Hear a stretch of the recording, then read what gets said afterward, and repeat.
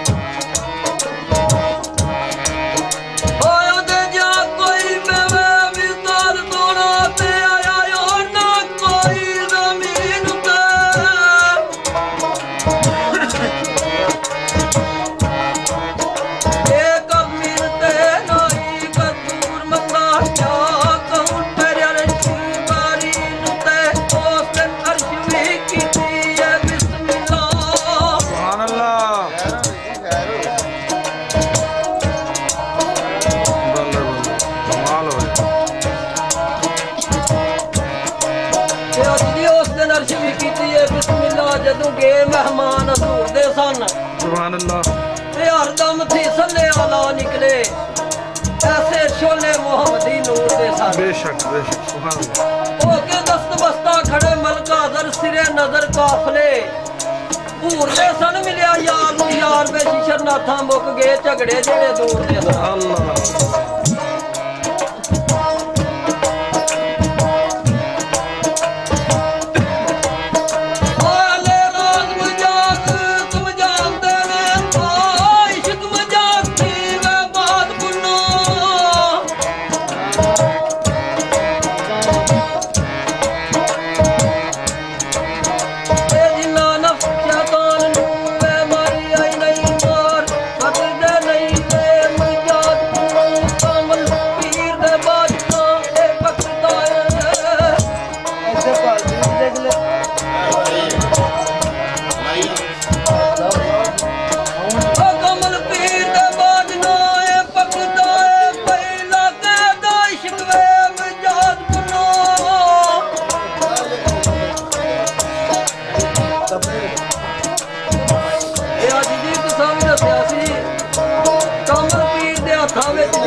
ਮਰੀਦ ਭਾਈ ਬੂਟੇ ਹੱਥ ਦਿੰਦਾ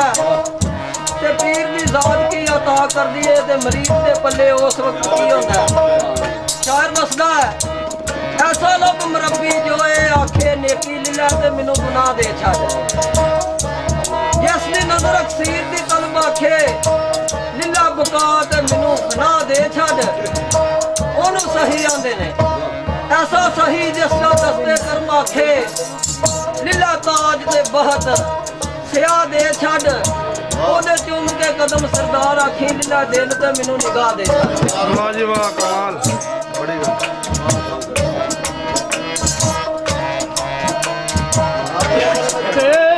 ਕਮਲ ਪੀਰ ਦੇ ਬਾਜ ਨਾ ਪਕਦਾ ਪਹਿਲਾ ਕਹਦਾ ਸ਼ਿਕਵੇ ਬਜਾਦ ਬਨੋ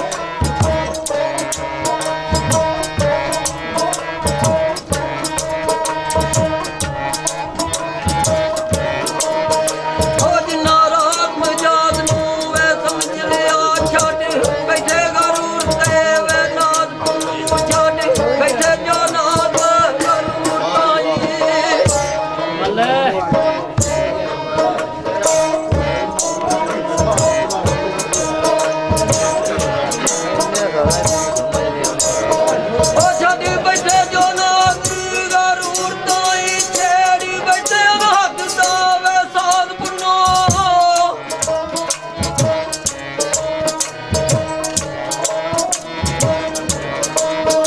ਇਹ ਜਿਹੜੇ ਸਾਧ ਹੱਥ ਦਾ ਵੇ ਛੇੜ ਬੈਠੇ ਨੀਅਤ ਖੜੇ ਹੋ ਸਹੀ ਤੇ ਨਮਾਜ਼ ਨੀਅਤ ਖੜੇ ਸਹੀ ਤੇ ਨਮਾਜ਼ ਜਿਹੜੇ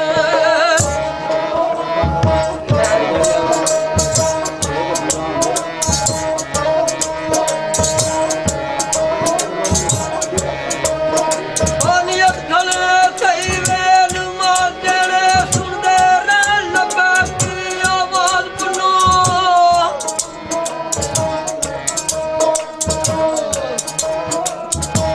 ਇਹ ਜਿੰਨਾ ਸੁਣੀ ਲੱਭੇ ਕੀ ਆਵਾਜ਼ ਕਰਨੀ ਪਾਰ ਉਹਨਾਂ ਦੇ ਹੋਏ ਨੇ ਵੇ ਜਹਾਜ਼ ਪੁੰਨੋ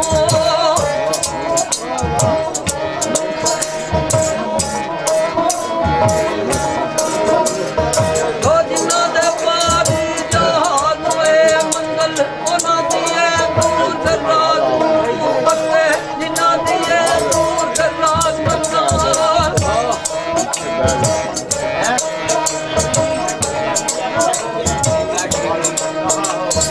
ਉਹ ਜਿਨ੍ਹਾਂ ਦੀਏ ਦੂਰ ਦਰਾਜ਼ ਮੰਗਲ ਦੀ ਉੱਡਣੀ ਅਸ਼ਬਾਰੀ ਰਵੇ ਸ਼ਾਬਾਜ਼ ਪੁੰਨੋ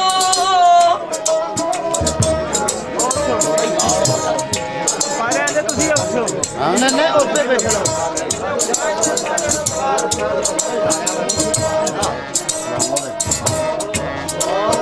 ਤੇ ਨਾਲੀ ਅਰਸ਼ ਬਾਰੀ ਨਤੇ ਵੇ ਸ਼ਾਬਾਦਾਂ ਤੇ ਜਬਰੀਲ ਦੀ ਕੀਏ ਪਰਵਾਜ਼ ਪੁੰਨੋ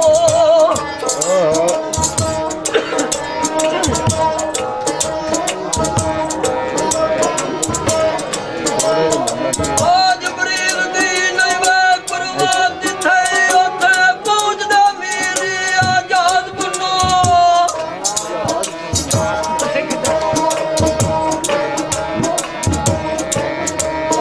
ਤੇ ਜਿੱਥੇ ਮੀਰਾ ਜਾਂਦੀ ਵੇ ਪਹੁੰਚਦਾ ਮੈਂ ਉੱਥੇ ਦਾ ਬਾਤ ਬੇਨਿਆਦ ਪੁੰਨੋ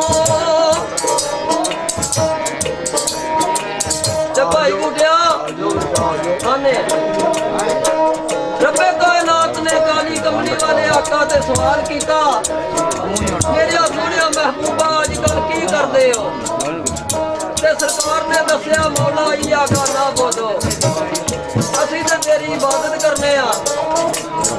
ਤੇ ਸਰਕਾਰ ਨੇ ਰੱਬ ਤਾਲਾ ਅੱਗੇ ਸਵਾਲ ਕੀਤਾ ਯਾ ਬਾਈ ਤਾਲਾ ਤੁਸੀਂ ਕੀ ਕਰਦੇ ਹੋ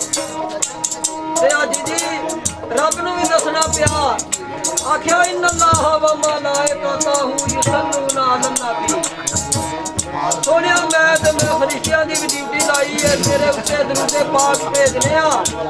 ਤੇ ਜਾ ਕੇ ਆਖ ਲਈ ਯਾ ਅਯੁਹੱਲਜ਼ੀਨਾ ਆਮਨੂ ਯਸੱਲੂਨਾ ਅਲਨ ਨਬੀ ਤੁਸੀਂ ਵੀ ਕਾਲੀ ਕਮਲੀ ਵਾਲੀ ਸਰਕਾਰ ਤੇ ਦਰੂਦ ਪਾਕ ਭੇਜਿਆ ਕਰੋ ਤੇ ਸ਼ਾਇਰ ਕੀ ਦੱਸਦਾ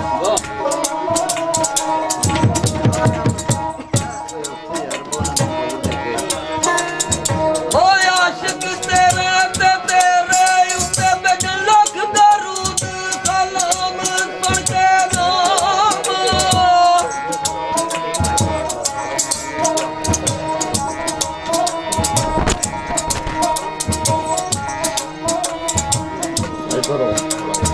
ਉਹ ਦੀਦ ਤੇਰੀ ਮੈਂ ਹਜ ਸਮਝ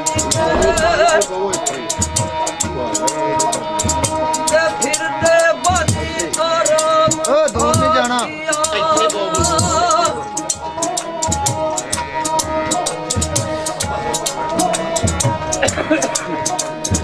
ਓ ਤੇਰੀ ਹੁਬਵੇ ਮੁਹੱਬਤ ਬਾਜੂ ਤਜਣਾ